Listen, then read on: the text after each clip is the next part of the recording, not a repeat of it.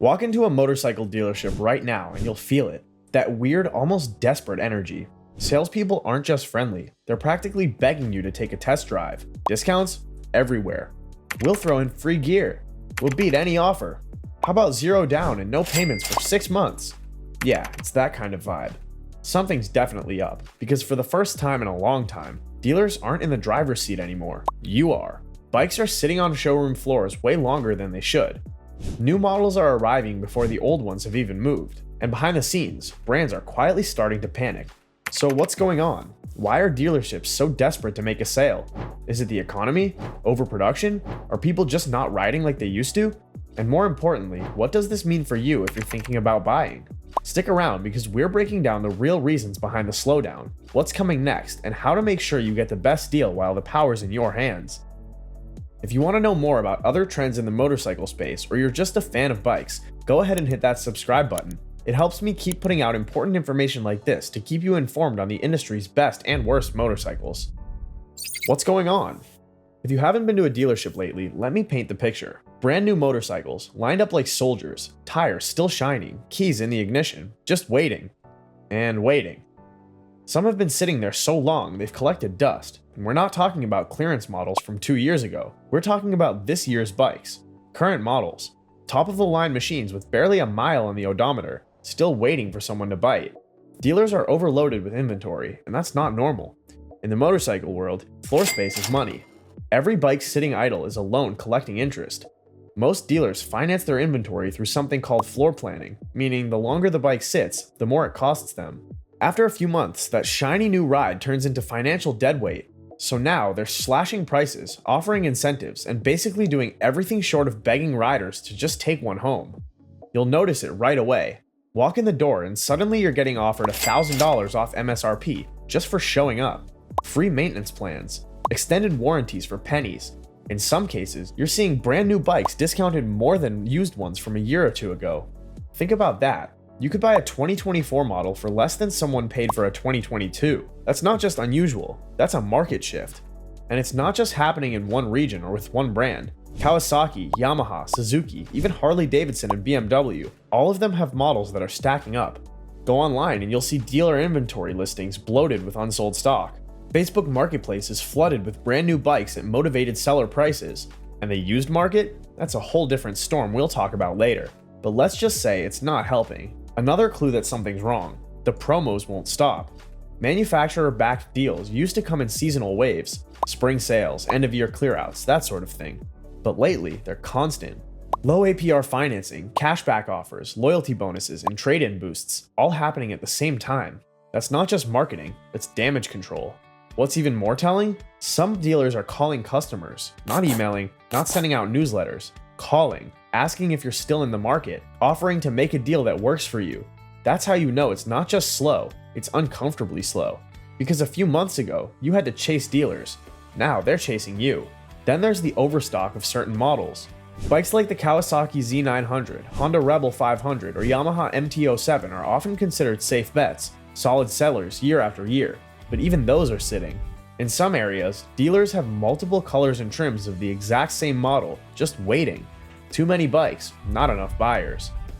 Some are even repurposing demo bikes or showroom display units as slightly used, just to free up space. Others are bundling bikes with $500 gift cards, free riding gear, or service credits. It's like a garage sale, but the bikes are brand new and the desperation is real.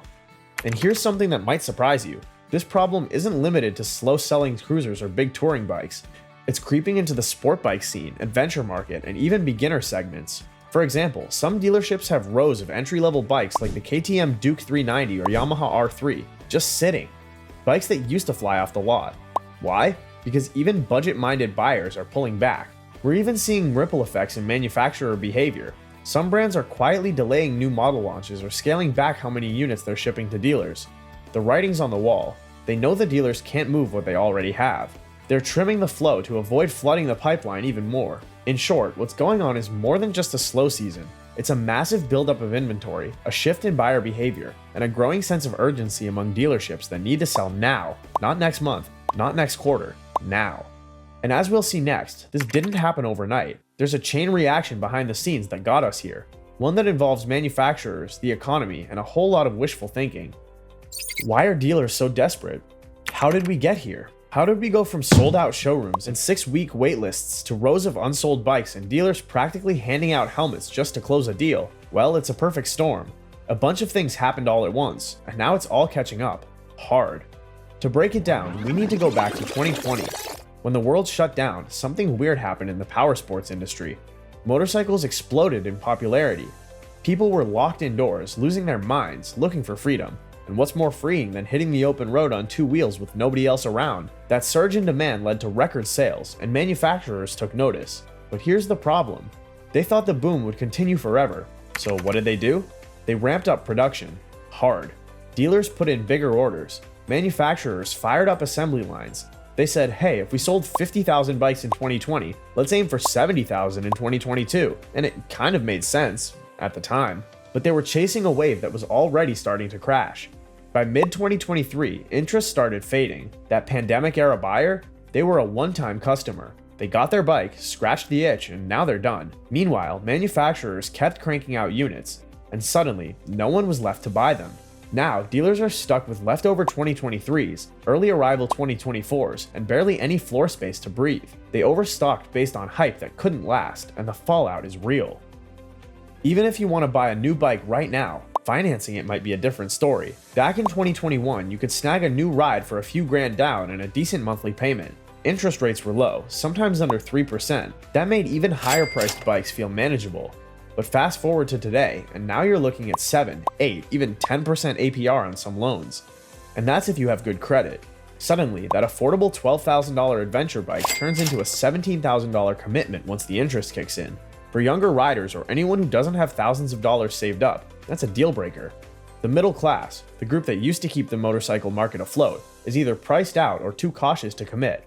And if they do buy, it'll be used, not new. And it's not just interest rates, it's everything. Gas, groceries, rent, insurance. Costs are up across the board. So when people sit down and look at their finances, a shiny new motorcycle drops way down the list of priorities. Here's another gut punch for dealers. The used market is loaded with options. Remember all those pandemic-era buyers we talked about? A huge chunk of them are selling their bikes. Some rode them for a few years and realized it's not for them. Others are upgrading. Many are just offloading extra toys to cover rising living costs. Now, platforms like CycleTrader, Craigslist, and Facebook Marketplace are packed with gently used bikes, low miles, well-maintained, and priced thousands below new. A buyer can get a 2021 Honda Rebel with 1,200 miles for $4,500. Meanwhile, a new one at the dealership is $7,000 plus tax, fees, freight, and setup. You tell me which one most people are picking. And here's the kicker, some dealers can't even sell used bikes fast enough anymore. They're taking trade-ins, but those used bikes are piling up too, especially when they're competing with private sellers undercutting them by $1,000 or more. To make it worse, buyer demographics are changing fast. This one's been creeping up for a while, but it's hitting hard now. The traditional motorcycle buyer, middle-aged, male, blue-collar, or working class, is aging out. Many are downsizing, retiring, or moving on from riding altogether. They're no longer buying the newest bikes every 2 years like they used to. Now, manufacturers are banking on younger buyers to fill the gap, but that group isn't showing up in big enough numbers. Millennials and Gen Z love the idea of motorcycles, the aesthetic, the lifestyle, the Instagram pics, but not all of them are converting into actual customers. Some don't want to deal with maintenance. Some don't have the space. Many just don't have the money. Plus, the riding culture has changed. Younger riders want smaller, cheaper, more tech-savvy bikes. The days of dropping $20,000 on a massive touring machine just because that's what riders do, those days are fading. And let's not forget the scooter and e-bike boom in urban areas. In cities, people are opting for lighter electric or app-based options that don't require insurance, fuel, or parking hassles. It's still 2 wheels, but it's not what the dealerships are selling. Here's something that might blow your mind. Even though dealers are overstocked, many brands are still shipping more bikes. Why? Because their bottom line doesn't depend on you buying a motorcycle, it depends on dealers buying inventory. That's right, when a manufacturer sells a bike, they're selling it to the dealer. The dealer's the one who has to offload it to the customer. So on paper, the brand looks like it's making money, even if those bikes are just sitting on the floor, collecting dust. It's a short-term numbers game. But it puts dealers in a bad spot, especially when they're contractually obligated to take a certain number of bikes per year to keep their dealership status. Now they're drowning in inventory they didn't even ask for. And while some brands are starting to slow production or hold back shipments, it may already be too late. The pipeline is full, the storage yards are backed up, and dealers are the ones stuck trying to make it all move. Another part of the problem is choice overload. Manufacturers are putting out more models than ever before. More trims, more colors, more limited editions. It sounds good on paper, but in reality, it spreads demand too thin. Instead of having 5 hot-selling models, a brand might have 18 niche bikes that each appeal to a tiny sliver of the market. That means more units sitting, more confusion for buyers, and more frustration for dealers who have to carry inventory they know won't move. You'll walk into a showroom and see 5 different versions of the same naked bike, one with a slightly taller seat, one with different graphics, one with upgraded forks, and none of them are selling because no one knows what the difference is. So what's the result of all this? Dealers are underwater. They've got too many bikes, too few buyers, and rising pressure from both manufacturers and lenders to move inventory fast. That's why you're seeing big discounts, bonus cash, trade-in boosts, and financing gimmicks all over the place. It's not generosity, it's survival, and now the big question is, what's going to happen next? Is the market going to correct itself, or is this just the beginning of a longer downturn? What's next for the market? Alright, so dealers are buried in inventory, buyers are tightening their wallets, and the showroom floor is starting to feel more like a graveyard than a place of excitement. So where does the motorcycle market go from here? Well, we're standing at a crossroads, and the road ahead could split a few different ways. Some of them painful, some promising. Let's break it down. First things first, if you're a buyer, this is your time. Manufacturers and dealers know they're in a hole, and the only way out is to make those bikes more appealing. That means we're going to keep seeing major discounts, incentives, and creative financing offers. Want a new 2023 model? You might get thousands off MSRP, extended warranties, or even free gear thrown in just to sweeten the deal. Some buyers are even offering 0% APR or deferred payments for the first 6 months, anything to get you to sign that dotted line. Expect this fire sale energy to continue at least through the next few quarters. And if demand stays flat, some dealers may even start selling bikes at a loss just to clear space and survive the year. It's not sustainable long term, but right now it's all about moving metal. At some point, the industry is going to have to face the music. Manufacturers can't keep overproducing while dealers are choking on excess stock. We'll likely see an inventory correction over the next 12 to 18 months. That means factories will scale back production, trim the fat on bloated lineups, and get more selective about what they ship. You might even see brands quietly kill off underperforming models that just aren't selling anymore, especially niche trims that exist only to hit catalog quotas. The good news? Fewer bikes flooding the market means more manageable dealer inventories and better balance between supply and demand. The bad news? That correction process takes time, and a lot of dealers will suffer in the meantime. Expect some dealerships to downsize, merge, or even shut down if they can't weather the storm. The small family-owned shops without deep pockets may be the first to go. Here's a bright spot. We might be entering an era where less is more. Instead of chasing flashy high-tech $20,000 motorcycles, manufacturers may start focusing on lighter, simpler, and more affordable machines that appeal to younger and cost-conscious riders. Bikes like the Kawasaki Eliminator, Honda's 500 lineup, Royal Enfield's Meteor, or Scram, these are getting serious attention because they check all the boxes: stylish, beginner-friendly, fuel-efficient, and priced under $7,000. This is the direction brands might lean into moving forward. Accessible bikes that feel fun again. Bikes that remind people why they fell in love with riding in the first place. No traction control matrix, no launch modes, just raw riding pleasure that doesn't break the bank. We could even see a resurgence of retro-style bikes, single-cylinder standards, and modern scramblers, all designed to ride that line between classic cool and modern reliability. On the other side of the coin, you've got the electric shift looming in the background. Brands like Zero, Livewire, and even big players like Honda and Yamaha are all experimenting with electric bikes, but the rollout has been cautious and rocky. Why? Because most riders still aren't ready. Charging infrastructure is spotty, range anxiety is real, and the price? Still way too high for what you get. But here's the thing. Electric bikes are coming whether the market likes it or not. Regulatory pressure, emissions mandates, and urban policies are pushing manufacturers toward the e-bike future. In the short term, that could cause more fragmentation. Gas riders and electric riders don't always want the same thing, and brands that try to straddle both might end up pleasing no one. But long term, the brands that figure out how to make electric motorcycles cool, affordable, and usable will lead the next big wave.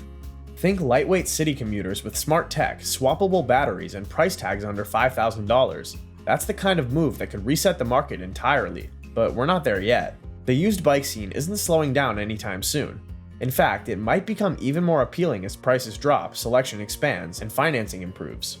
Savvy buyers know they can find a 2-year-old motorcycle with low miles for 30 to 40% less than new. And now that more dealers are offering certified pre-owned options, the used market is starting to feel just as safe as buying brand new, with a lot more wiggle room in your budget. What does this mean for dealers? Many will need to rethink their business model.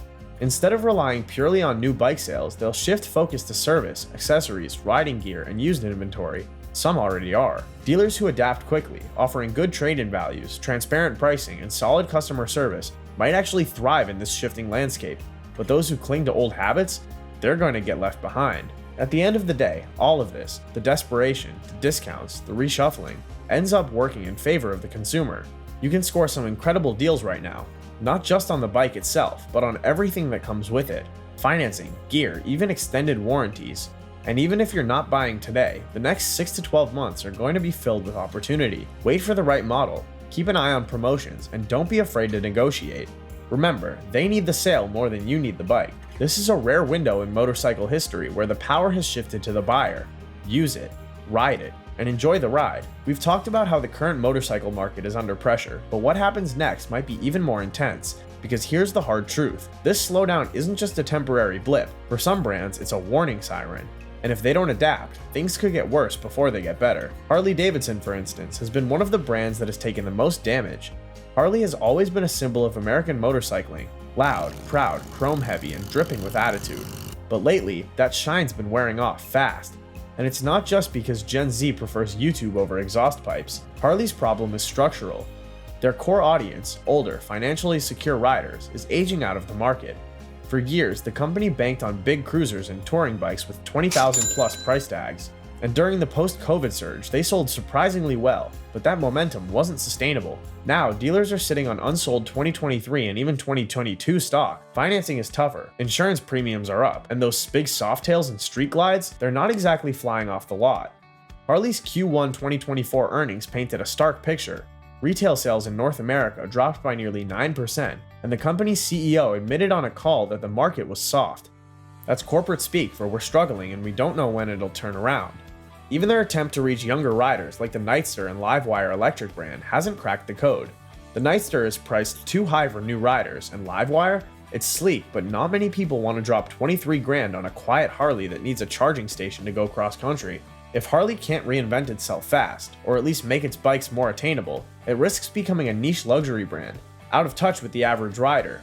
Think Indian with less innovation, or worse, think Cadillac in the early 2000s. And it's not just Harley, other brands are feeling the squeeze too. Even Japanese giants like Yamaha and Suzuki have pulled back some 2024 models in certain regions, quietly skipping updates or delaying launches. It's not always public, but insiders know it's happening.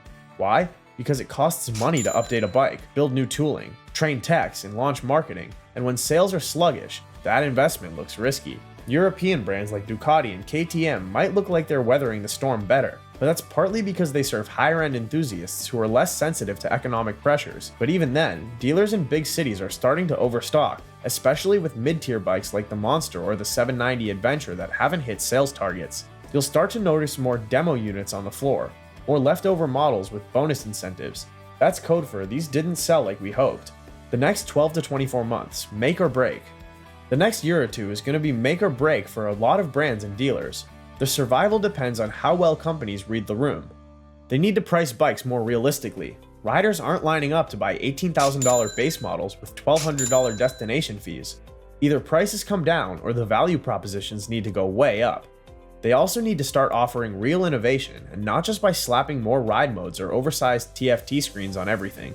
Practical changes that riders actually care about, like better fuel economy, longer service intervals, lighter builds, lower seat heights, and comfortable ergonomics are what will make the difference. Bikes need to work for real people, not just look good on Instagram. And maybe most importantly, the industry has to rebuild the culture around riding. They need to remind people why bikes are fun, freeing, and worth the risk and expense. That means more demo days, more local rides, more events, and stronger social content that makes people want to get out and ride.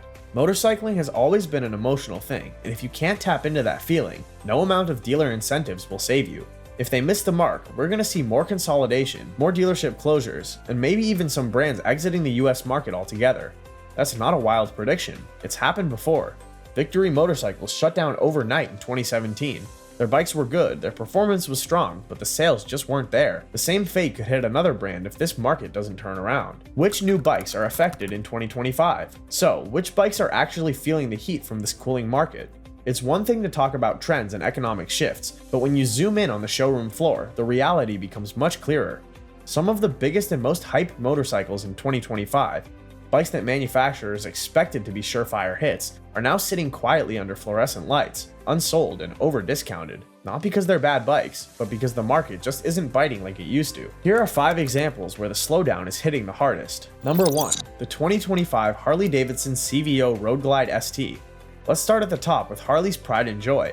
It's a monster on paper. 121 CI V-twin premium suspension, all new fairing design, and top-tier tech. Retail price? Around $42,000 when you're done with dealer fees, setup, and taxes. In a booming economy, this would have been a crown jewel for Harley's big mile loyalists.